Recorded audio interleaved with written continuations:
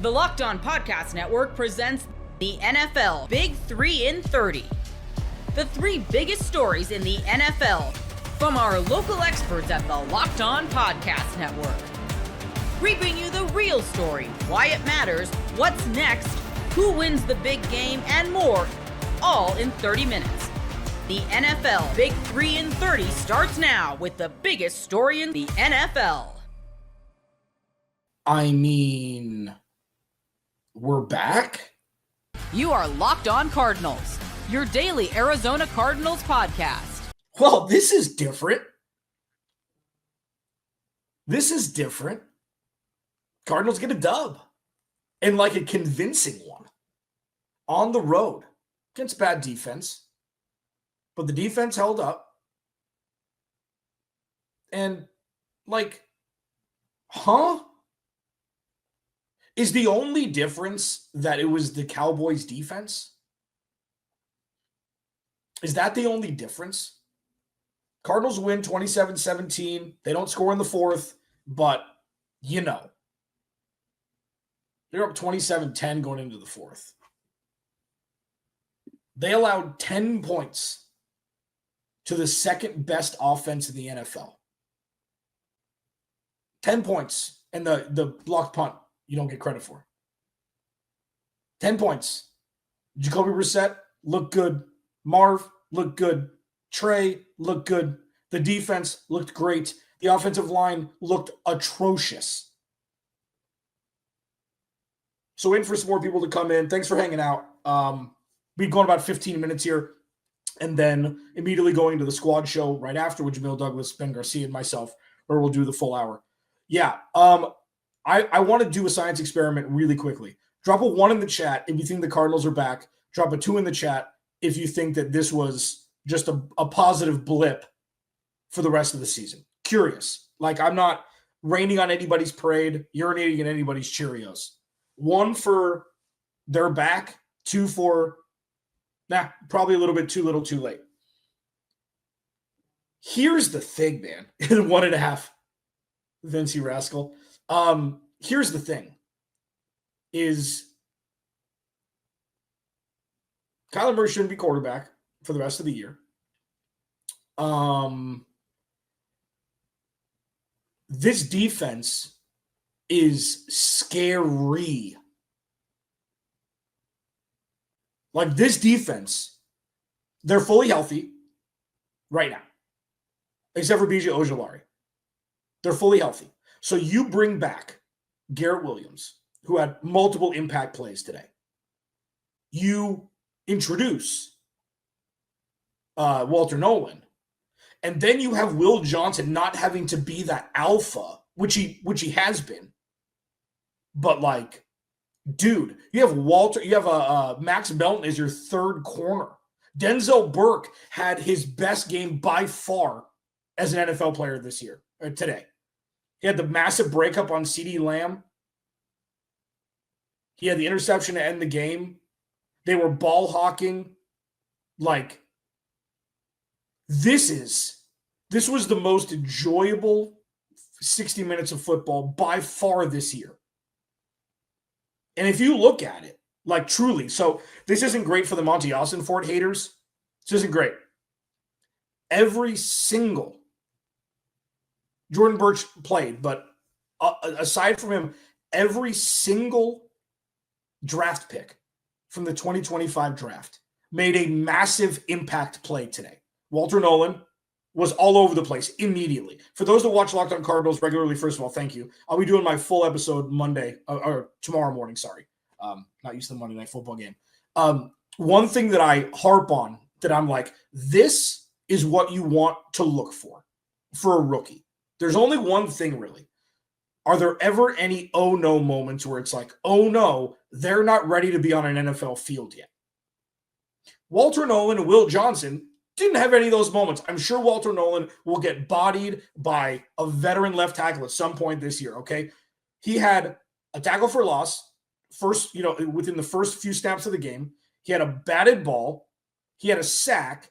Like, if he's that elixir that can unlock the interior defensive line, I mean, he was so just, like, right away. He was great. And I know it's small sample size. Like, I get it all. I understand. But it wasn't the opposite. No oh my God moments. You have him. Will Johnson has looked fantastic all year for the most part.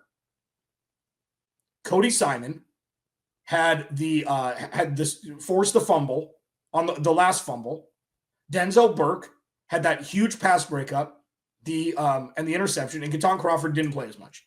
But like the majority of the players that were drafted in 2025 made an impact tonight. So you got to be happy about that. You could see, I've never seen more emotion from Jonathan Gannon after Amari DiMercato. Careful. After Amari DiMercato got the first down and slid inbounds, going crazy on the sidelines. Everybody knew how big of a game this was. Everybody knew that if there was going to be any sort of momentum gained for this year with any sort of relevancy attached to it, they were going to have to win tonight. I think it's pretty clear, pretty obvious. But the way it happened, how they dominated the second best offense in the NFL this year, and how Jacoby Brissett just has this offense. Marv, 7 for 96 and a touchdown. You saw what made him special when he made Deron Bland fall like he was in Toy Story. Like, you see Marv now as what Marv was expecting to be, or was expected to be last year. It doesn't matter when it happens, really. It matters that it does. And he's there now. And he's getting opportunities, and he's open, and he's catching the ball with two hands and not having it just hit his chest. We're starting to see the real Marvin Harrison Jr. Trey McBride got in the end zone again. Great route. Like, we could be looking at, and I'm not saying, please, I'm not saying that we're looking at a Travis Kelce, Tyreek Hill situation. I'm not saying that. But I'm saying the trajectory is there to get in the arena. Maybe get in the same section, but not sitting next to. They just need somebody that can deliver the ball across the middle. We saw Michael Wilson with that 50-yard chunk gain. Jacoby Brissett just stepped into that and threw it like a man. Like, holy. I'm going to talk about some not so great in the next segment, which is, for those, again, who have watched Locked On Cardinals for a long time, I used to say, if you can't protect Kyler Murray, none of this is going to work. They're lucky Jacoby Brissett is a tree trunk and can take hits. Because this offensive line is not cutting it. It's crazy that, and I'm proud of everybody in here, one side of everybody in here, that's not polarizing, who has not made excuses just because the Cardinals have had injuries. I have not. I've seen people who have. I don't care about that. The Cardinals defense now, fully healthy, yikes. And I know that they've got the biggest test against the best offense in football next week. But look at what happens when you have guys in the secondary like Garrett Williams, and now you can move Will Johnson into more of a comfortable role. Then all you have to do is cover for a half a second longer, and the pass rush can get home. The only thing that I wasn't super stoked about with the defense, and I'm not sure as to why, because Dak was able to do it a couple times, was they didn't spy him at all. So the edge rushers are almost getting home. He's stepping up to the wide blue yonder with nobody in front of him able to scamper. That's the only thing that I really understand. But by and large, I mean, sweet mother, they look good. And I'm not getting too excited. I'm not getting in over my skis here. If you watch that game and you can't still believe in what's going on here, you just don't want to. Their trek to the end is murderer's row. It's murderer's row. Okay? So I'm not saying that they're in the playoffs. Oh, finally, they're going to make the playoffs. But I'll tell you what, they're a 5-loss team with 13 combined points separating those losses. You flip 3 of those, they're 6-2, and they're tied atop the division. So losing them can also be like, especially with how the defense played, they shut it down. They turned it over at the end. There was a no-doubter at the end. This wasn't like, oh, Brandon Aubrey for a 71-yard field goal to tie the game to go into overtime. Like, they took care of business. The not so good. Okay, the offensive line looked bad. He only had 2 sacks during the first 2.5 quarters of the game. He got sacked a couple times at the end of the game, like back-to-back. I don't know what they're going to do about this. This is where you miss Tip Ryman. Truly. This is where you miss him. I know he's not an offensive lineman, but this is where you miss him. I don't know what they're going to have to do. I think the easy route would be to throw some more. It's so like, I can't believe I'm saying this. Like, to not throw the ball so deep all the time, like the antithesis of what we've been yearning for forever is, you know what? Maybe a couple more quick hitters. Maybe a couple more quick hitters, especially if you're going to go in the hurry up and you want to tire out the defense. You want to tire out the pass rush. A couple more quick hitters. You can throw them to Greg Dortch. You can throw them to Marv. You can throw them to Trey. They'll get some chunk yards. And then that sets up the long ball. And they've been like, again, 3rd and 15, 3rd and 13, 3rd and 18. Like first downs. Like, it's so fun. This was so fun to watch. It was fun to watch the last 2 weeks also. The last 2 games in Green Bay and Indy. Like, I will say this. Here is your tease until tomorrow. There is no world Kyler Murray should be playing quarterback for this team ever again. The NFL season is rolling along, and FanDuel is making sure you're ready for the weekend with a can't-miss offer. Right now, new customers can bet just $5, and if your bet wins, you'll get $300 in bonus bets to use across the app. I love using FanDuel because it fits how I like to bet in the moment, whether it's a player prop or I want to build a same-game parlay or even jumping in live as the action unfolds. It's quick, it's easy, and it's the best way to add a little more energy to Sunday. So are you ready to play? Download the FanDuel app now by visiting FanDuel.com to get started. That's FanDuel.com to place your first $5 bet.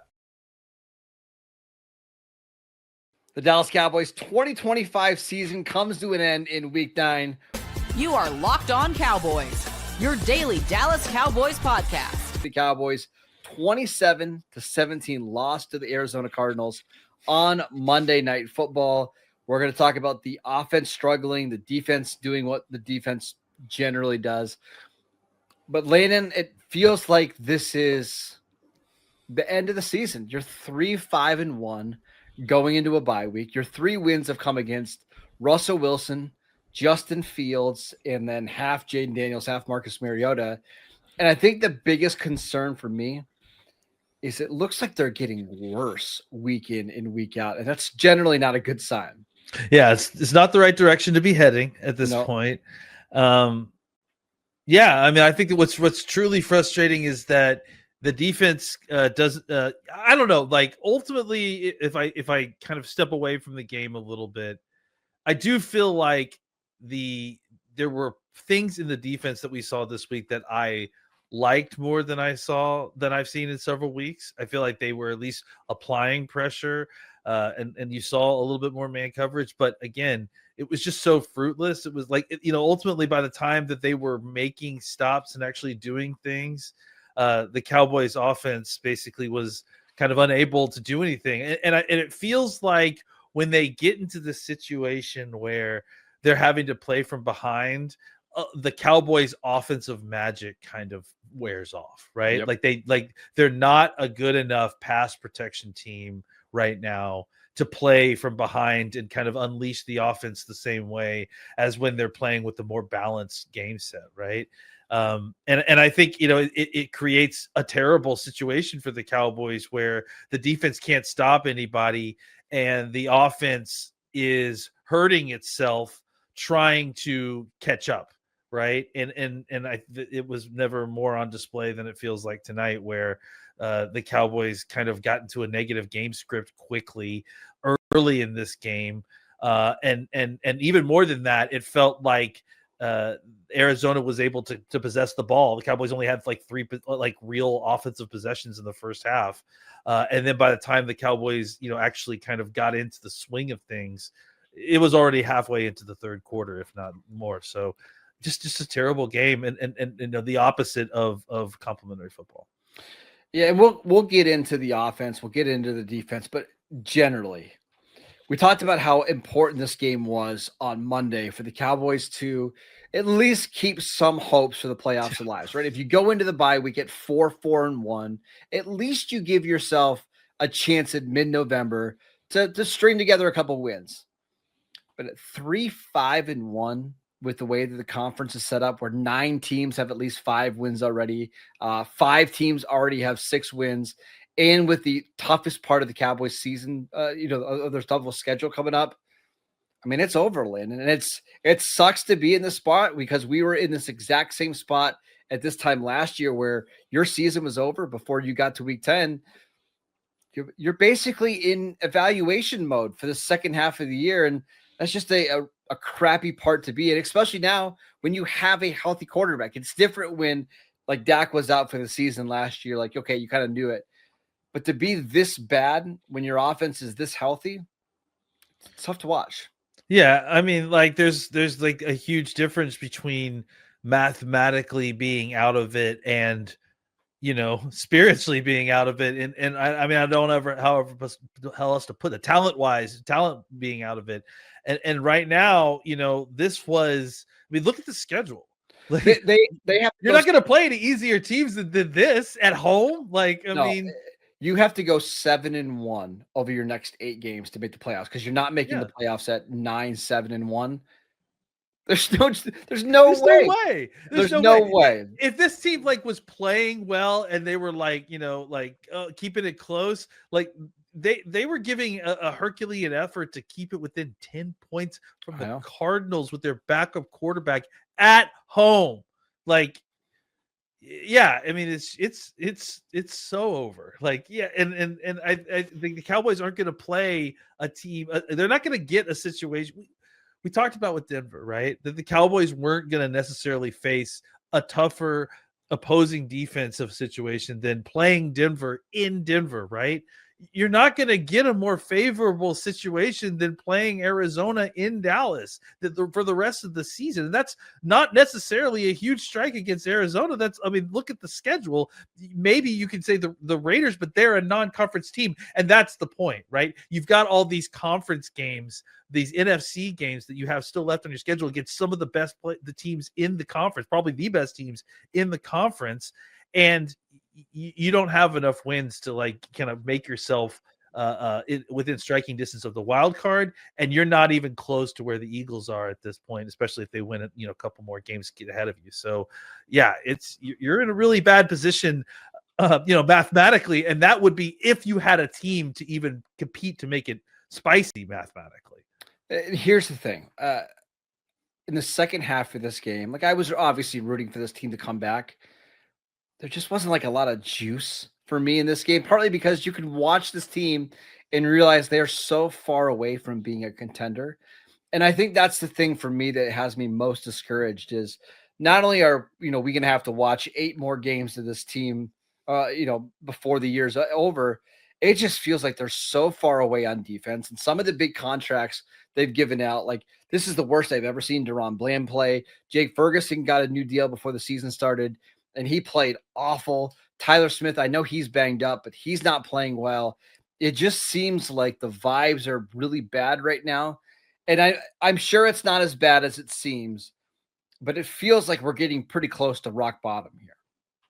Yeah, I mean, I certainly think that, for where look, all those guys had some of the worst games of their season, without a doubt. I mean, specifically Bland, just obviously just a terrible game for him. Not that Ferguson didn't have a terrible game, and not that Smith also didn't have a bad game, specifically against a rookie playing his first game. I just think that I have faith in in those guys long term, and I understand why the contracts were signed. But you're not wrong, and I think you tweeted it out earlier that when is Tyler Smith going to have a good game, and in injury, whatever you want to say, that's fair. Like, I mean, I think that they've struggled at some of the key playmakers and guys who are supposed to be key supporting guys on this team have not played up to their end of the deal here. This isn't just all about coaching. And it's about execution and not just about the young players. It's about the veteran guys who are paid on this team too, not living up to their end of the deal. So, yeah, it's been frustrating. Real quick on the offense. I mean, this is just I thought last week was their worst offensive performance. This was somehow worse. Like, you go on the first drive, you move the ball up and down the field. To not get any points out of that drive was frustrating. And then you have a quick 3 and out. The pass protection was awful all day. Some of the play calling, like late in this game, you had a chance to cut the lead down to 10, and Brian Schottenheimer's calling 2nd and 10 runs that are draining the clock. And then you're throwing screens on 4th down. Like, it just feels like this offense over the last couple of weeks has been so different from what we saw in the first half of the season. And what I don't understand is, Landon, the offensive line has had a bunch of injuries, right? This offensive line was playing better when it was TJ Bass and Brock Hoffman and Akeem Adeniji at left guard. Like, I don't know what's happened to this unit. Yeah, I mean, I think, again, I think it was similar then too, honestly, is that when this team, it's just that this game, it happened earlier, right? Where I think when this team gets into a situation where they're forced to throw the football, they're forced out of a balanced game script.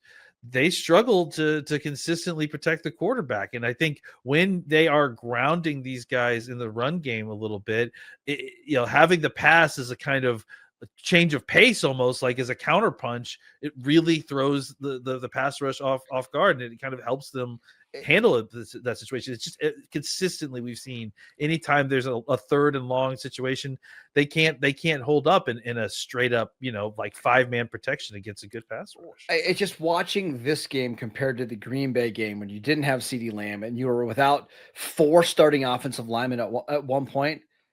It's shocking how much has changed in the last month. I don't know. I honestly don't know what's happening. And I think that's what's so concerning for me. The NFL season is rolling along, and FanDuel is making sure you're ready for the weekend with a can't-miss offer. Right now, new customers can bet just $5, and if your bet wins, you'll get $300 in bonus bets to use across the app.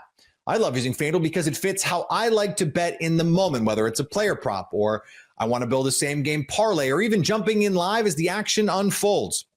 It's quick, it's easy, and it's the best way to add a little more energy to Sunday. So are you ready to play? Download the FanDuel app now by visiting FanDuel.com to get started. That's FanDuel.com to place your first $5 bet. Dre'Mont Jones is coming to Baltimore after being acquired by the Baltimore Ravens. You are Locked On Ravens, your daily Baltimore Ravens podcast. So let's dive into this here. Dre'Mont Jones. First, though, I do want to remind everyone and tell everyone today's episode of Locked On Ravens is brought to you by FanDuel. Right now, new customers can bet just $5, and if your bet wins, you'll get $300 in bonus bets to use across the app. All right, Dre'Mont Jones time. This trade for the Ravens, I think it's a fine move. It's not the winning the Super Bowl type of move, but it's also not like this needle-moving move that, the Ravens have Dre'Mont Jones, they're going to win a Super Bowl now, right? I think you can have both schools of thought, but I want to make it clear that I want to have the Ravens deadline evaluated as a whole. So if Dre'Mont Jones is a move and they acquire Quentin Williams or someone else on the D-line, maybe an O-lineman, I like the move a lot.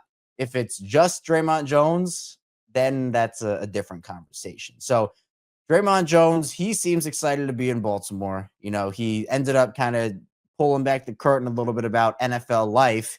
And his message was, quote, "The NFL is too crazy, LOL. Thank you, Titans family. I loved and appreciated my short time in Nashville too much. Cam is the truth, too. Y'all give him time. He can be great." Then he said, "I'm ready to be a Raven, rocking that purple and black. Hashtag Ravens flock." So, cool to see him already embrace his new opportunity. Also cool to see him give love to Cam Ward. That was really awesome. And I think not only did the Tennessee fan base appreciate that, I appreciate that because it shows he rocked with his quarterback. And I think a lot of people took notice of that as well. So I'm excited for Dre'Mont Jones. He's a guy that has inside-outside versatility. He started off his career as a defensive lineman playing on the interior, but has since shifted out to the edge. He has 4.5 sacks this season for Tennessee. It's his 7th NFL season. But those 4.5 sacks for Dre'Mont Jones have come in the past 4 games. So he had a sack against the Raiders, a sack against the Patriots, a sack against the Colts, and a sack against the Chargers in the last 4 weeks. Those are the last 4 weeks he's played with the Titans. So certainly put on a pretty good audition. And I feel like that Dre'Mont Jones was a hot commodity, someone who has that inside-outside versatility. We know the Ravens love that. He's played the majority of his snaps this season on the edge, but he can hold it down on the edge and run situations. He'll probably make a couple mistakes there, but I think you can live with that. He has power to him. He can win one-on-one. The Ravens have struggled immensely in one-on-one situations this season, particularly when they rush 4. They have had a very hard time rushing 4 this year, one of the lowest marks ever when they rush 4. So that's why the Ravens have been blitzing a lot. Him and Carl Lawson, who John Harbaugh said on Monday that he looks ready to go. Those two guys both can win one-on-one. You can line them up outside and you can just let them go to work. So I'm excited for that. Dre'Mont Jones is not a guy that I would drop back into coverage, but, Baltimore giving up a 5th-round pick that could turn into a 4th-round pick, it's not like they gave up their 3rd here. You can still use that for a guy like a Quinnen Williams, or maybe that's a 2nd round you can use him for Quinnen Williams. I don't know. But this seems like a good starter move. Again, it can't be the only move, but it can be a starter move. Now, this probably does take the Ravens out of the sweepstakes for other edge players.